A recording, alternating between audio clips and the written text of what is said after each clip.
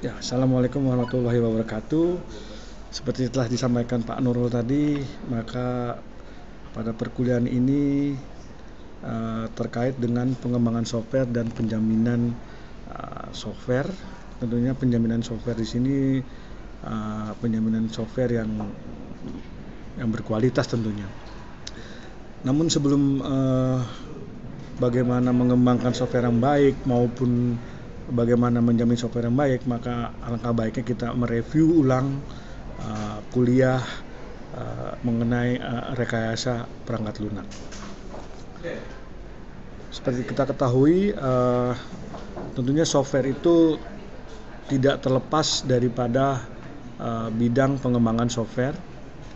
Kemajuan komputer tentunya akan memperkenalkan kebutuhan dari software dan juga kualitas dari software memperkenalkan kebutuhan akan rekayasa perangkat lunak. Lalu istilah ini dari mana, software engineering ini atau rekayasa perangkat lunak? Itu sebenarnya muncul tahun 1968, yaitu ketika NATO melakukan conference di Eropa tentunya. Dan kita sadari memang begitu pentingnya software sehingga dia sudah menjadi alat bantu dan tentunya akan menjadi sarana yang baik bagi kehidupan manusia. Lalu seberapa penting dengan software engineering? Software engineering akan menjadi dasar, tentunya teori maupun praktisnya menjadi dasar pemahaman bagaimana mengembangkan software yang bebas error. Ya tentunya dengan harga yang tidak terlalu mahal dan tentunya juga dengan waktu yang singkat dikembangkan, dan evaluasinya juga terkait dengan resiko yang terjadi juga mudah dilakukan dan seterusnya. Selanjutnya, apa sesungguhnya sebuah software itu? Software itu secara umum akan dilihat dari sisi kapabilitas maupun dari sisi platform. Kapabilitas itu menyangkut 3 hal. Dalam hal ini ada fungsi, ada fitur maupun fasilitas. Ya, fungsi itu terkait bagaimana dia dieksekusi, fitur apa aja yang disediakan, dan juga fasilitas apa yang diberikan seperti itu. Ya, sebagai contoh misalkan dalam pemrosesan suatu pesanan pembelian, ya tentunya karena berbagai macam segmen pasar misalkan, tentunya fungsinya dari software itu terkait dengan pemrosesan pemesanan itu akan berbeda. Begitu dengan fitur, sebagai contoh misalkan dia mampu menghitung misalkan perbedaan mata uang gitu. Terus bagaimana mengupdate produk, penjualan, terus misalkan status pajak dan sebagainya. Plus misalkan bagaimana membuat laporan maupun buku accounting misalkan. Nah, sekarang kalau fasilitas itu misalkan mampu mencetak pesanan gitu, terus mampu melakukan email ke customer gitu, pelanggan, kemudian melakukan laporan. Jadi saya katakan dia juga dalam pengembangan software itu sangat tergantung pada platform. Platform di sini adalah terkait dengan hardware maupun sistem operasi yang digunakan. Jadi kalau melihat software itu tentunya kita harus digambarkan dari sisi kapabilitas maupun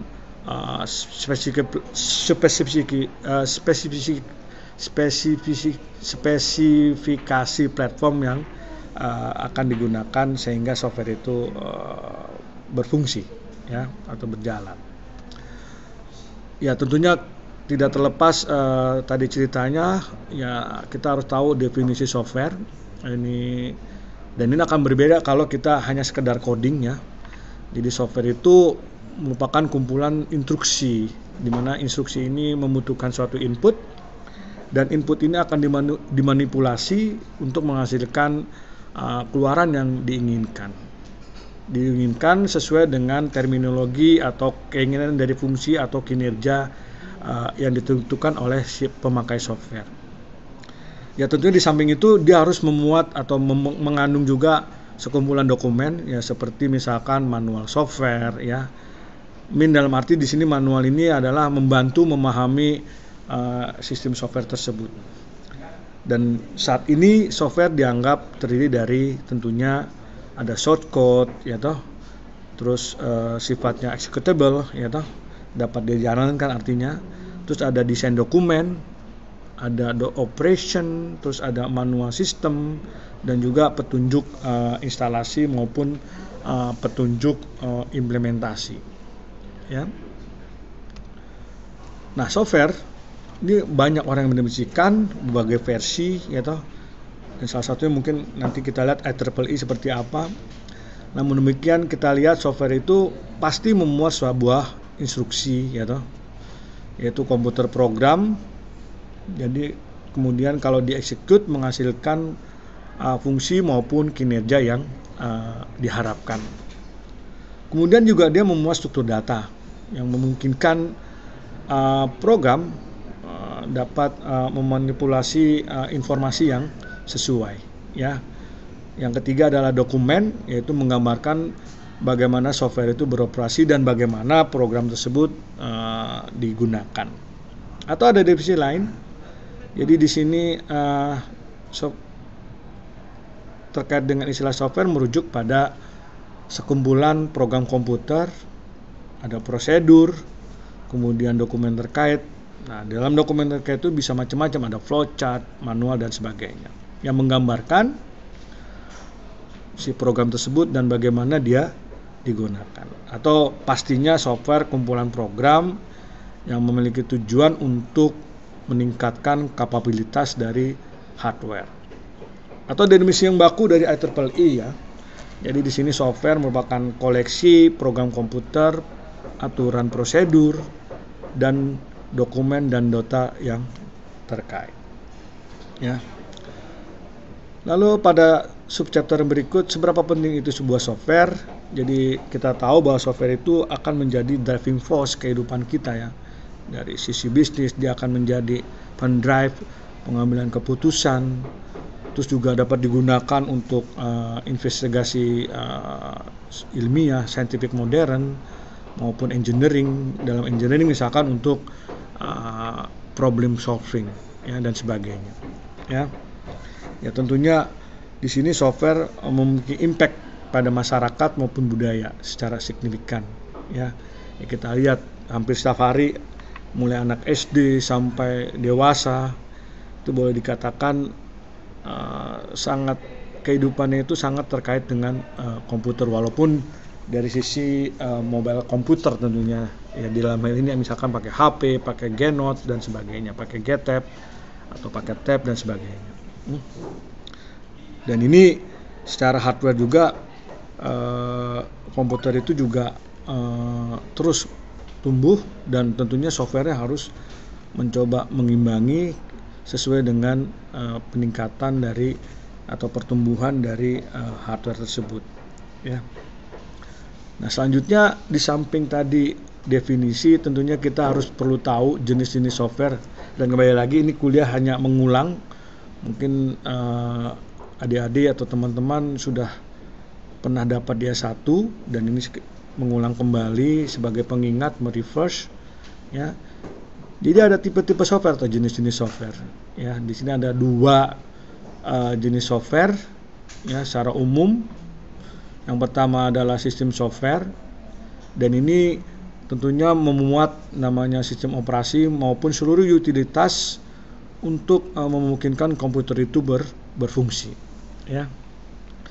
Yang kategori kedua adalah, atau jenis yang kedua adalah software aplikasi, yaitu memuat program yang akan melakukan pekerjaan nyata bagi atau membantu pekerjaan nyata dari pemakai ya. Contoh yang sederhana ya, ada word processor, spreadsheet, DBMS atau database management system dan sebagainya ya. Sistem software tadi, nah ini saya katakan tadi dia akan lebih kepada arah low level program, artinya lebih banyak berinteraksi dengan komputer pada level yang paling bawah, at a very basic level. Dan di sini memuat tentunya sistem-sistem operasi dan utilitas bagaimana mengatur atau mengelola sumber daya. Dan in contrast atau berbeda dengan application software, Di sini application software tentunya saya katakan tadi memuat program basis data, prosesor, word processor atau spreadsheet ya. Dan dia biasanya posisinya tentunya di atas dari sistem software. Ya. Nah, ini kalau digambarkan dari figur kita akan lihat bahwa software dibagi dua kategori, ya toh. Ada sistem software, ada application software. Nah, di sistem software itu tentunya yang utama kita akan lihat karena dia terkait dengan hardware, maka ada operating system, ada assembler, ya toh. Bahasa rakitannya tentunya perakitnya, ya toh. Ada debugger, ya toh. Ada compiler atau utilitas. Sementara kalau kita masuk ke application software, tadi saya katakan ada pemrosesan image processor, ya toh. Ada word processor, ya toh. Basis data, games atau software untuk communication, ya. Nah, ini kalau nanti Anda bisa download slide-nya, ya. Silakan Anda baca. Dan ini hanya sekedar mengulang, dan Anda pasti tentunya sebagai mahasiswa S2 yang seperti ini Anda sudah mengetahui lebih banyak, ya. Selanjutnya terkait dengan kelas software, ya. Nah, kelas software pun dibagi dua kelas tentunya di sini. Secara umum ada kelas yang disebut dengan software generik, ya. Jadi didesain untuk pasar pemakai yang sangat luas, ya. Yang tentunya untuk kebutuhan yang sangat umum, ya.